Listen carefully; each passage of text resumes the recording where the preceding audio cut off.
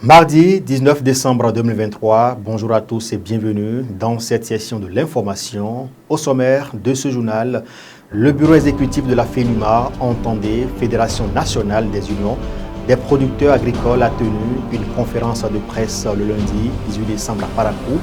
À travers cette rencontre, ces agriculteurs invitent leur pairs à ne pas céder leurs produits à vil prix, à suivre en début d'édition. L'État vient d'allouer aux partis politiques disposant d'élus la subvention publique destinée à financer leurs activités. La Commission électorale nationale autonome Sénat, chargée de la répartition, a remis les chèques aux représentants des formations politiques éligibles le 15 décembre à Cotonou. Et puis renforcer la cohésion sociale et créer un environnement plus apaisé entre les communautés des communes de Parakou, Tchaourou, Banté et Savé. C'est l'objectif du projet Kadjogwe Foulitounou porté par CRS Bénin. La cérémonie de lancement officiel de ce projet est à suivre dans ce journal. Voilà pour le sommaire. Bonjour et bienvenue. Si vous nous rejoignez, je vous le disais en titre il y a un instant, le bureau exécutif de la FENUMA, entendez Fédération nationale des unions des producteurs agricoles, a tenu une conférence de presse le lundi 18 décembre 2023 à Parakou. À travers cette rencontre, ces agriculteurs s'insurgent contre les mesures prises par le gouvernement en ce qui concerne la commercialisation du soja grain pour la campagne 2023-2024 et invitent par la même occasion leurs pairs à ne pas céder leurs produits à vil prix. On suit plutôt ce point de presse. Le bureau exécutif de la FENUPA, Fédération nationale des unions des producteurs agricoles, créé par les organisations des producteurs agricoles comme Soutebo Berewen, des unions paysannes du Borgou, Atakora, Donga, Zou, Atlantique, Koufo, Mono, Alibori, Colline, Weme, Plateau et Littoral. D'abord, Faba et fils, Sou Joruyari et Dabinou Sia, des producteurs du Bénin, communiquent en référence de la rencontre des acteurs de la filière soja le 11 avril 2023. Le prix du soja conventionnel est fixé à 270 francs le kilogramme et à 320 francs le kilogramme pour le soja bio. En référence de nos différentes rencontres avec les autorités et celle du 8 avril 2023 avec Monsieur le ministre chargé du développement et de la coordination de l'action gouvernementale, Madame la ministre de l'Industrie et du Commerce, Monsieur le ministre de l'Économie et des Finances et Monsieur le ministre de l'Agriculture et de l'Élevage et de la Pêche. En référence de nos différentes rencontres entre acteurs de la filière soja et certaines autorités de l'ATDA sur les comptes d'exploitation, nous avons fixé le prix plancher sur la vente du soja à 400 francs le kilogramme pour le soja conventionnel et à 430 francs le kilogramme pour le soja bio, le 23/9/2023 à Komigia, dans la commune de Ndali. En référence du communiqué du jeudi 16 octobre 2023 rendu public, la taxe à l'exportation du soja grain a été revue à la baisse et passe désormais de 140 francs le kilogramme à 30 francs le kilogramme pour soulager les producteurs de cette filière et les encourager. Ces associations invitent tous les producteurs à ne plus vendre leurs produits à vil prix et à demander aux commerçants de respecter les prix fixés à 400 francs le kilo pour le soja conventionnel et à 430 francs le kilogramme pour le soja bio.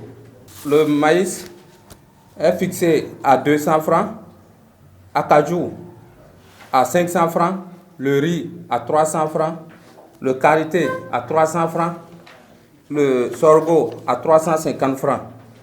Sans quoi, il se verra saisir leur balance et sceller leur magasin.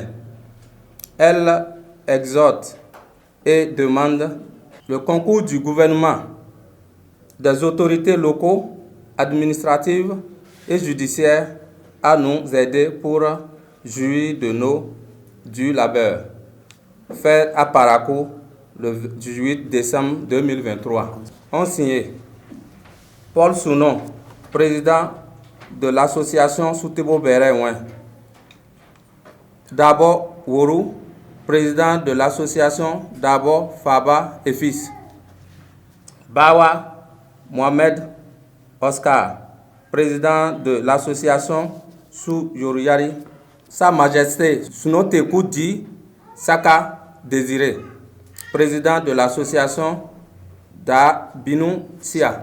Ce sont des images de Kurt Zamba. Ce 15 décembre 2023, le président de la Commission électorale nationale autonome Sénat a remis officiellement des chèques de montant total de 1,5 milliard de francs CFA à 4 partis politiques majeurs. Cette action censée soutenir financièrement les formations les plus représentatives, j'y arrive, à attribuer des sommes variées à l'Union progressiste Le Renouveau, au Bloc républicain, aux démocrates et à la Force Cori, point bien émergent FCBE.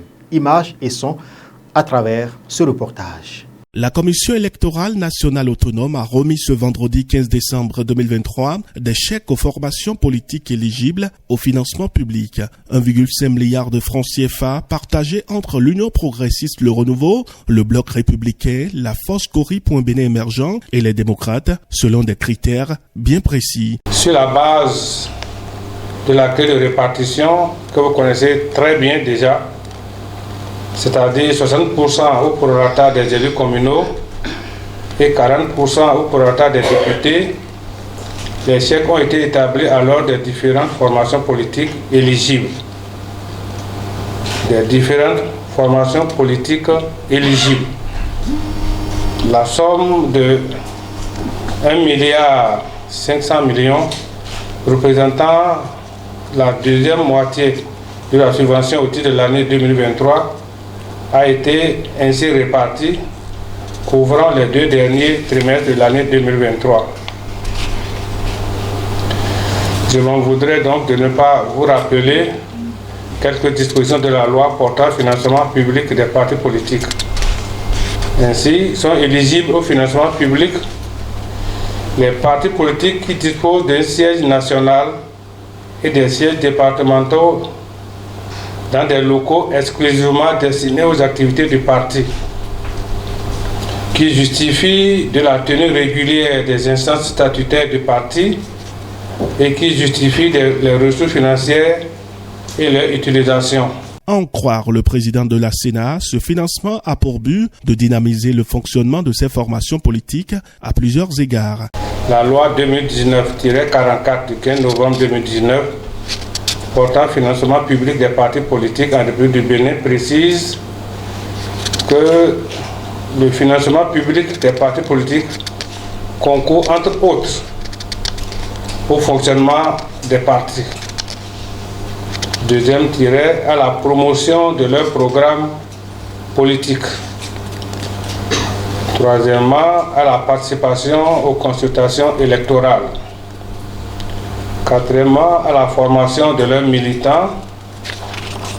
Et enfin, à l'éducation civique et politique de leurs membres et des citoyens en général. Au nom des partis bénéficiaires, la représentante de l'Union progressiste Le Renouveau a indiqué que c'est un sacrifice que font la République et le contribuable pour asseoir des entités politiques assez performantes. Cependant, les besoins sont énormes, a rappelé Christelle Rondon-Noubo. Nous voulons donc remercier la République, remercier le gouvernement et son chef pour cet engagement pris par le gouvernement et qui est honoré d'année en année. Nous voulons lui dire merci et nous voulons constater aussi l'impact de cet appui républicain aux partis politiques. Nous sommes en fin d'année et nous ne pouvons que dire merci pour la régularité donc, de cet engagement. Nous avons les contrôles qu'il faut et nous pensons que pour les perspectives à venir, nous aurons besoin de plus de soutien de l'État. Ce ne serait certainement pas, nous ne demandons pas de soutien financier, mais nous avons besoin de soutien avant les perspectives de 2026 pour que nous tous nous puissions être à jour. Et comme vous l'avez dit tout à l'heure, vous nous avez lancé une pique pour que nous puissions relever ce défi de venir tôt à la Sénat quand il s'agit du dépôt des candidatures. Voilà ce que je voudrais dire au nom donc, de mes camarades et vous remercier, Président, avec toute votre équipe. Ce financement public des partis politiques couvre les 3e et 4e trimestres de l'année 2023, à en croire le président de la Sénat, Saka Lafia. Autre volet de l'actualité dans ce journal, le Fonds des initiatives de réconciliation peuple à peuple de l'USAID finance le projet Kajogbe Fonds Itounou, promeut la cohésion sociale, encourage la collaboration intra- et intergroupe. Ce projet porté par Catholic Relief Service a été lancé le 7 décembre dernier dans la cité des Kobourou. Fola Rengabi et Suzanne Yaro nous en disent plus à travers cet élément.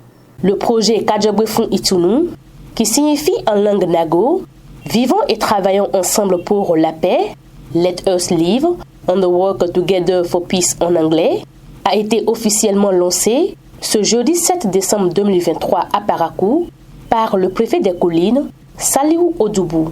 Ce projet qui promeut la cohésion sociale, encourage la collaboration intra- et intergroupe, prévient les conflits entre communautés, notamment entre agriculteurs et éleveurs, et les risques de violence électorale, de frustration des groupes défavorisés et la propagation de la violence des pays voisins, dans 4 communes de 2 départements du Bénédon, le département du Borgou et celui des collines.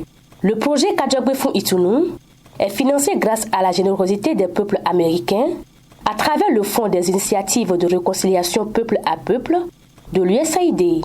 En tant qu'autorité de tutelle, mon collègue du Borgou et moi réaffirmons notre engagement à accompagner la mise en œuvre effective et invitons les autres parties prenantes à s'engager pour l'atteinte des objectifs de ce projet. C'est sur ces mots d'espoir, d'engagement et d'invite que je déclare lancer officiellement le projet Kajogbe Fonds Itounou. Le préfet du Borgou, Djibril Mama Sissé, a salué l'initiative et a invité les maires des communes concernées à œuvrer pour l'atteinte des objectifs. Je voudrais saluer l'initiative et me réjouir du choix porté sur le département du Borgou pour le lancement des activités de ce projet. J'invite particulièrement les maires à accompagner le processus en lien avec leurs conseils communaux, municipaux et locaux pour l'atteinte des objectifs du projet. Cette cérémonie a été l'occasion pour la représentante de CRS Bénin de rappeler leur mission. Notre mission principale vise avant tout à assister les populations défavorisées et vulnérables. Le projet Kajogbe Fonds Itounou est mis en œuvre par Catholic Relief Service CRS et ses partenaires Caritas BDBD Parakou et Caritas SDD Dassa. Il a pour objectif renforcer la cohésion sociale et prévenir les conflits communautaires. Le projet a démarré depuis mars, donc nous avons déjà quelques résultats. Pour le conseiller politique de l'USAID, les activités de ce projet avec tous les acteurs impliqués ont déjà affiché des résultats encourageants, conduisant à la création des communautés d'épargne et des crédits avec des caisses de solidarité. Hier, j'ai eu l'occasion de voir avec les collègues ces progrès dans les localités de Karo, Nikik-Pérou, Sanson et dans le quartier de Yarakene, ici à Parakou. J'ai été très impressionné par l'engagement des notables, des hommes et des femmes déterminés à travailler ensemble pour une communauté de paix, mais aussi à s'organiser entre eux pour mobiliser tout seuls de l'épargne interne pour leur prospérité. Le projet Kajogbe Fonds Itounou intervient dans les villes de Parakou, Tchaourou, Banté et Savé. Le maire de la commune de Savé et celui de Banté se réjouissent du choix porté sur leur commune et ne comptent pas marchander leur disponibilité pour une mise en œuvre réussie. Je remercie tous les acteurs qui ont travaillé pour que Panthère soit enrôlé dans ce projet. Notre engagement n'est pas à négocier. Nous sommes entièrement disposés à jouer notre partition pour que les objectifs soient vraiment atteints. Avant l'arrivée de ce projet, nous-mêmes, nous avons fait le point à savoir. Nous nous sommes expliqués pour dire que, quoi qu'il en soit, qu'on n'en vienne plus à la violence. C'est l'intérêt pour nous de ce projet. Le projet Kadjabwefon Itounou a une durée de 24 mois. Il ambitionne d'impacter directement 6 795 participants et 33 775 participants de façon indirecte. Sur le continent à présent, une puissante explosion s'est produite lundi dernier, peu après minuit, dans un dépôt de carburant à Conakry, générant un immense incendie au-dessus du dépôt d'hydrocarbures de la société guinéenne de pétrole situé à Kaloum, dans le quartier de Koronti. On compte au moins 9 morts et des dizaines de blessés de sources médicales. Le dépôt d'hydrocarbures du port de Kaloum est en feu et les autorités n'ont pas encore communiqué de bilan, mais selon les sources hospitalières communiquées sur RFI, 9 personnes au moins auraient été tuées. Leurs corps sont actuellement conservés dans les morgues du CHU de Donkar et Yans Dine. Au moins 10 personnes grièvement blessées se retrouvent dans un état critique. On compte également des dizaines de blessés légers qui continuent d'arriver aux urgences des centres de santé. Après une nuit éprouvante, le personnel médical note un ralentissement dans l'afflux de blessés, nous informe RFI. Ce sera tout pour ce journal. Mesdames et messieurs, merci de nous avoir suivis. Merci également aux équipes qui ont contribué à la livraison de ce journal. Bon mardi à chacun et à tous.